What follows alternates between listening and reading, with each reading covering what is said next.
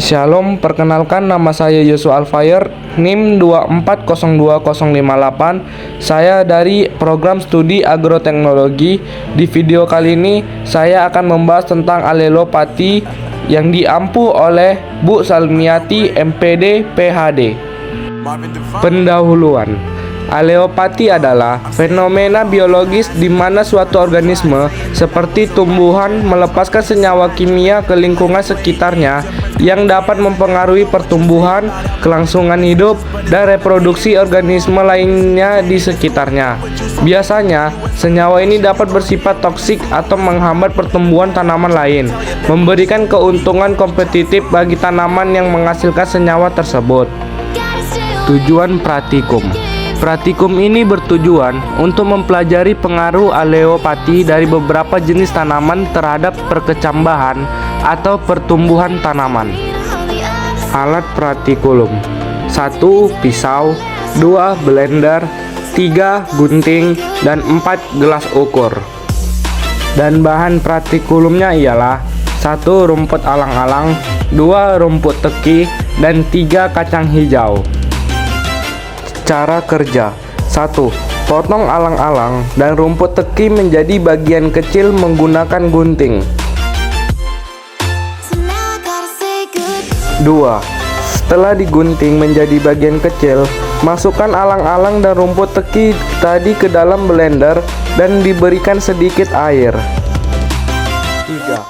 Setelah di blender, taruh patinya menggunakan saringan, lalu peras sisa alang-alang dan tekinya yang sudah di blender tadi.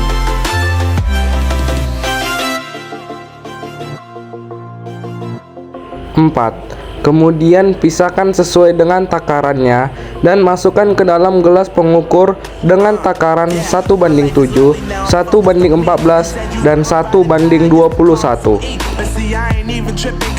5. Isi cawan petri dengan 10 biji kacang hijau untuk 7 cawan petri dengan dibagi 3 untuk alang-alang dan 3 untuk teki dan 1 untuk kontrol. Setelah itu teteskan 20 tetes untuk setiap cawan yang dibagikan tadi. 6. Tutup cawan petri menggunakan plastik wrapper.